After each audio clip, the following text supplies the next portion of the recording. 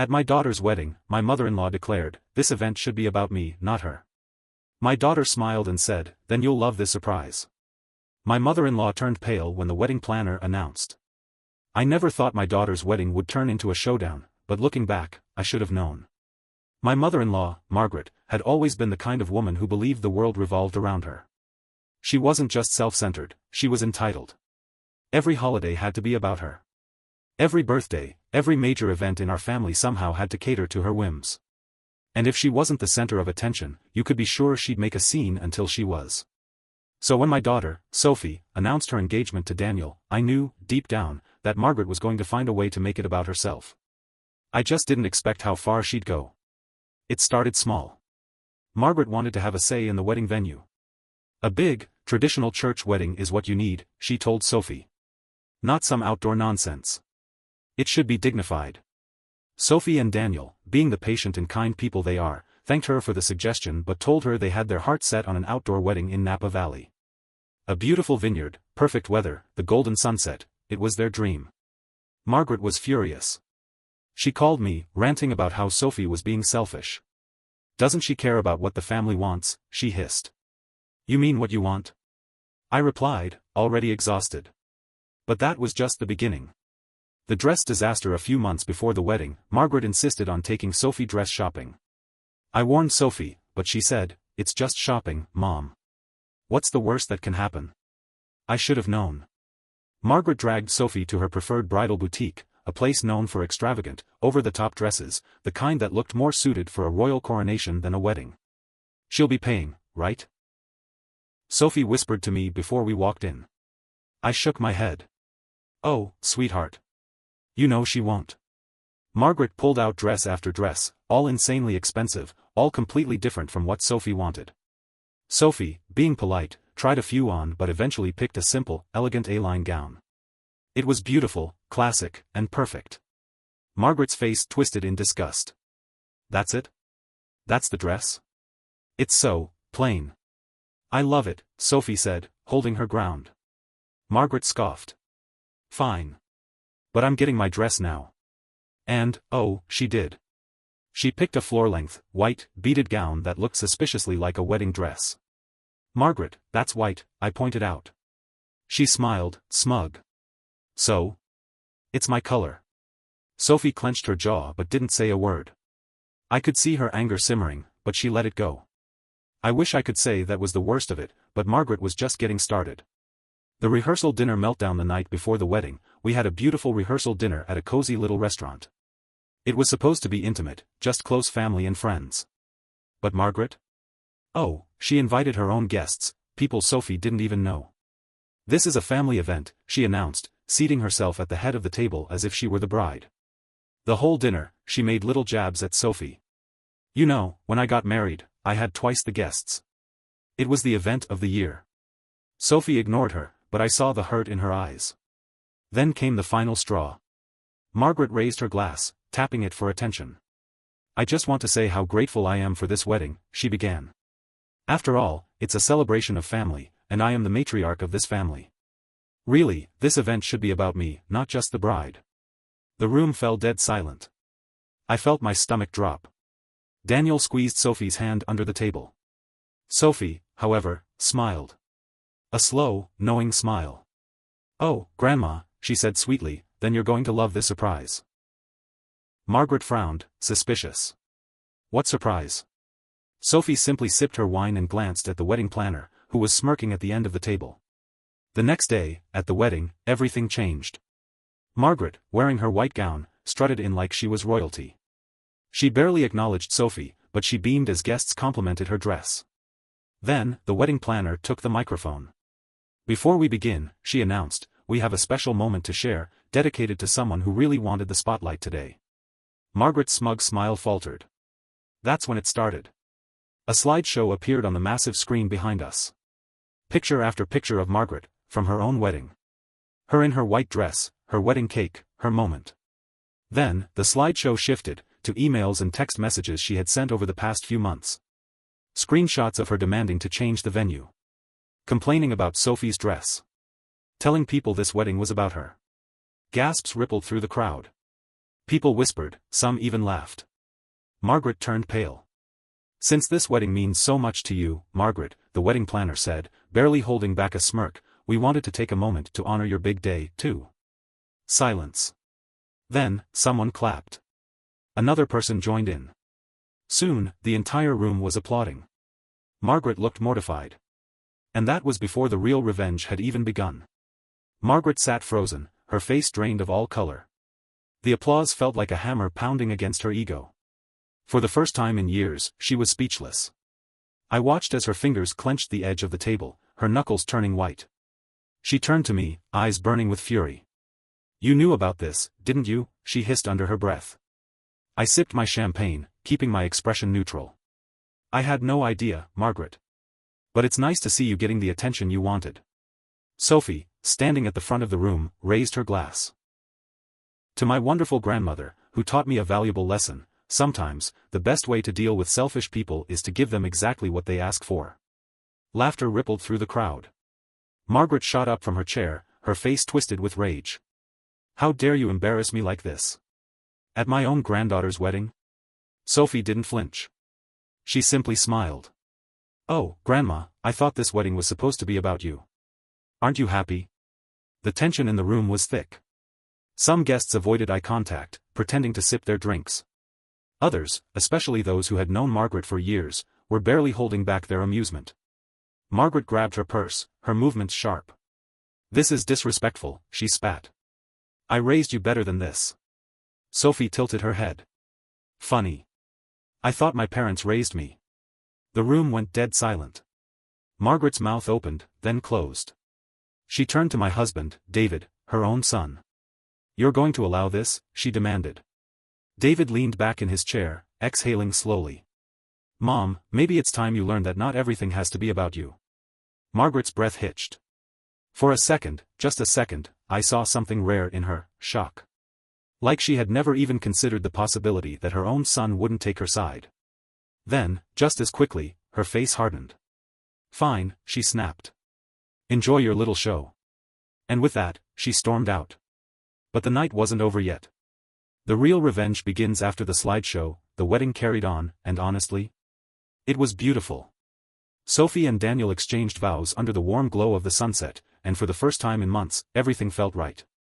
For a while, it seemed like Margaret had finally given up. She was gone, and we all assumed she had sulked back to her hotel to lick her wounds. We should have known better. During the reception, just as everyone was enjoying dinner, my phone buzzed. A text, from an unknown number. You've made a huge mistake. This isn't over. I showed it to David. His jaw tightened. Sophie, sitting nearby, peeked at my phone and smirked. Oh, let her try something, she said, spearing a piece of salmon with her fork. I dare her. Half an hour later, Margaret returned. Not through the front doors. Not through the side. She marched in from the back, dragging the venue manager behind her.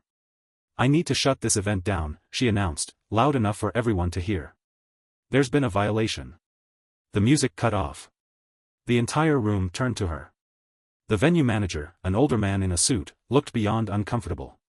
Ma'am, I explained to you that everything is in order. No, it's not, Margaret snapped. I know the owner of this vineyard. And I personally know for a fact that noise restrictions require the music to be significantly lower after 8 p.m. You're all breaking the rules. A murmur spread through the crowd. Sophie's face darkened. The venue manager sighed. Ma'am, this is a private event that was approved months ago. The noise levels are within the allowed limit. Margaret's eyes darted around, realizing that no one was on her side. Her gaze landed on Sophie. This is what you do to me, she seethed. After everything I've done for you? Sophie slowly set her drink down and stood. Oh, you want to talk about rules? Margaret blinked. Excuse me? Sophie pulled out her phone, tapping the screen a few times. Let's talk about how you've been calling the caterers, the florist, and even the officiant all week trying to sabotage my wedding. Gasps rippled through the crowd. Margaret's face twisted. That's a lie. Oh, is it? Sophie held up her phone. Because I have recordings. Silence. Sophie turned to the wedding planner. Play them. The wedding planner, grinning like the devil herself, pulled out a small speaker and pressed a button. Margaret's own voice filled the room. I don't care what my granddaughter ordered, switch the flowers to lilies. I hate roses. Another recording played. This wedding is a joke. Honestly, it should be cancelled. The groom's family won't even notice if they show up and the tables are empty. And then, the worst one. Why does she even get a wedding? She doesn't deserve this. If anything, I should be the one people are celebrating. Not her. The room erupted in whispers. Margaret's face contorted into something between shock and fury. She opened her mouth, then closed it. Caught. Sophie tilted her head.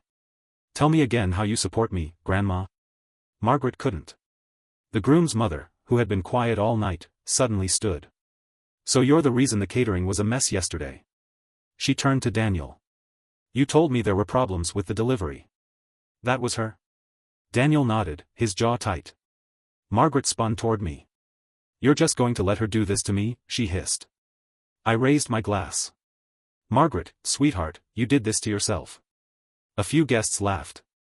Margaret's hands clenched into fists. She was seething. Then Sophie, still perfectly calm, leaned in close and whispered something into Margaret's ear. Margaret's face went ghost white. She staggered back. Her eyes darted around the room, as if searching for an escape. And then, without another word, she turned and walked out. For good.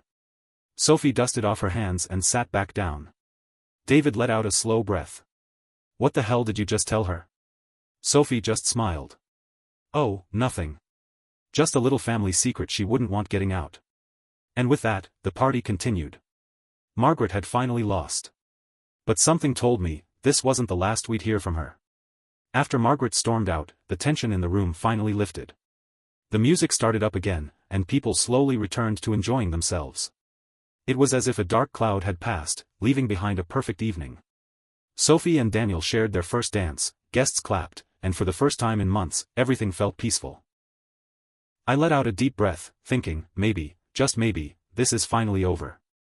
I should have known better. Margaret wasn't the kind of woman to walk away defeated.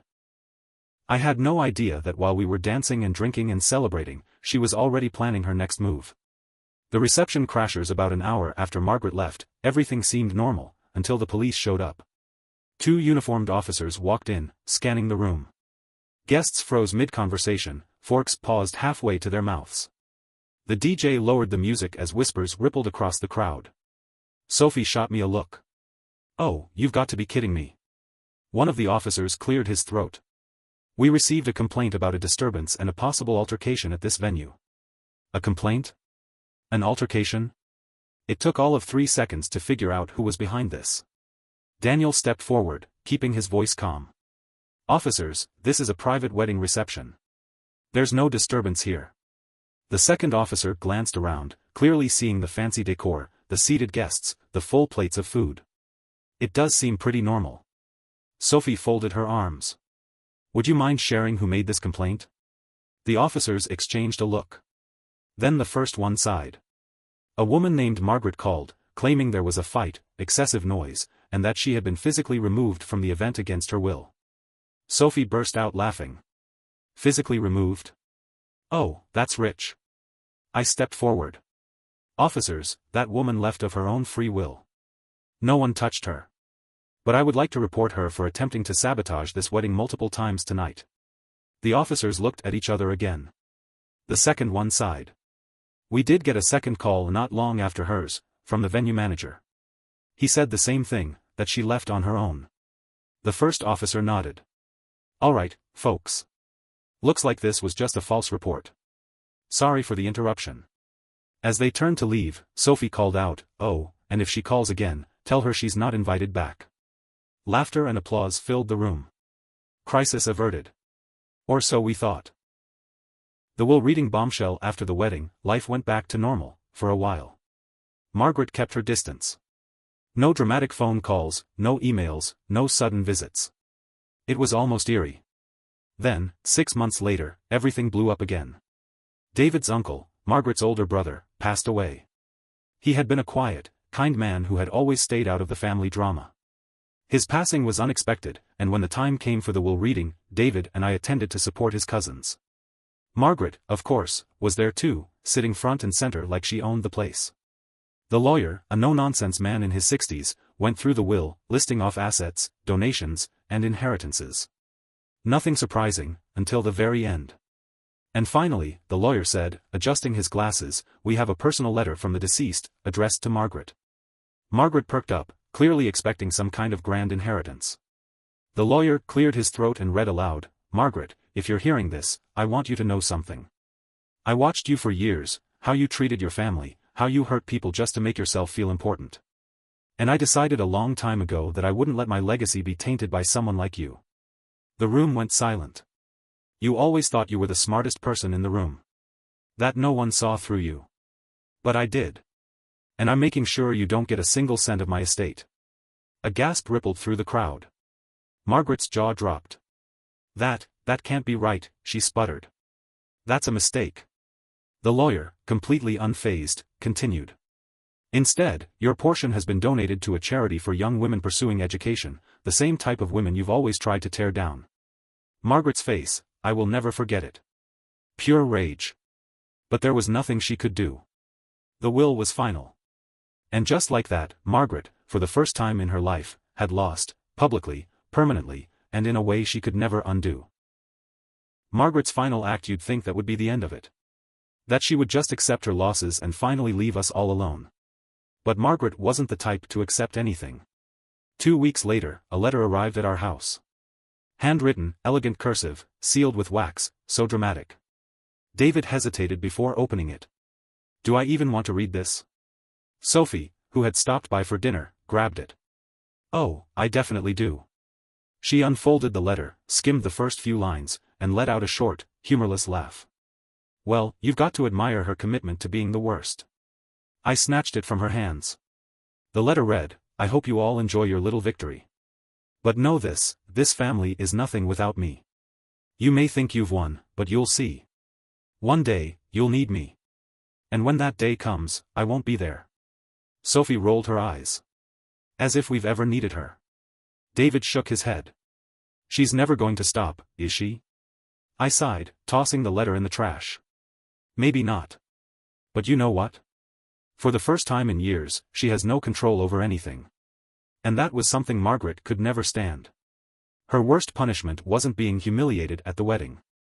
It wasn't being exposed in front of the entire family. It wasn't even losing her inheritance. Her true punishment? She was irrelevant. And for someone like Margaret? That was worse than anything we could have ever done to her. For months after the letter, things were quiet. Too quiet. Margaret disappeared from our lives completely, no calls, no emails, not even her usual gossip spread through distant relatives. At first, it felt like peace. But deep down, I knew Margaret wasn't the type to accept defeat. She was the kind of person who needed to have the last word. And, sure enough, she made her final move, one we never saw coming. The house heist one evening, David got a call from a lawyer. Not just any lawyer, Margaret's personal attorney. I need to inform you, the man said in a clipped tone, that your mother is evicting you. David blinked. Excuse me? The lawyer sighed. Your mother claims she still owns part of your house. She's filed paperwork stating that you have no legal right to live there. I nearly dropped my coffee. Our house. The house we had lived in for 20 years. The house we had fully paid off. The house that had nothing to do with Margaret. David let out a slow breath, his hands gripping the table. Tell me exactly what she's trying to pull. The lawyer explained that Margaret had filed a fraudulent claim stating she had helped finance our house purchase years ago, meaning she was entitled to ownership. And because she had been living in a guest room on and off for years when she visited, she was now claiming residency rights. She's demanding you vacate the property immediately, the lawyer finished. Sophie, who was sitting nearby, let out a low whistle. Oh, she's lost it. And she had. Margaret's plan was simple, if she couldn't control us, she'd try to ruin us. But what she didn't realize. She had just made a huge mistake. The final nail in her coffin, we hired our own lawyer, a very good one. The case went to court. And when I tell you Margaret embarrassed herself, I mean it was glorious. Her entire case was built on lies. She claimed she had helped with the down payment, our bank records showed otherwise. She claimed she had paid part of the mortgage, nope, never a single cent. She claimed she had always lived with us, except we had years of proof showing she had her own place the entire time. The judge? Not impressed. After reviewing the evidence, he ripped into her. Mrs. Holloway, he said, voice dripping with irritation, not only is this claim entirely false, but your actions border on fraud. Margaret paled. The judge turned to our lawyer. You are within your rights to file a counterclaim for legal fees, damages, and emotional distress. Margaret gulped. And that's exactly what we did. The revenge she never saw coming. Margaret lost the case, badly. Not only was her claim thrown out, but the judge ordered her to pay every single one of our legal fees. And because we had filed for damages? She owed us money. A lot of money. Margaret was furious. She tried to appeal, but every judge saw through her nonsense. And when she refused to pay, the court garnished her wages. For the first time in her life, Margaret had to face real consequences. And it broke her. The sweetest ending. A few months after she lost, I got a call. It was Margaret. Her voice was small, almost defeated. I lost everything, she muttered. I had to sell my condo. I'm ruined. I didn't respond. Then came the real kicker. Can I stay with you? Just for a while? I smiled. Oh, Margaret, I said sweetly, this family is nothing without you. But you know what? We're doing just fine. And then? I hung up. Margaret never called again. And that? That was the most satisfying revenge of all. The end.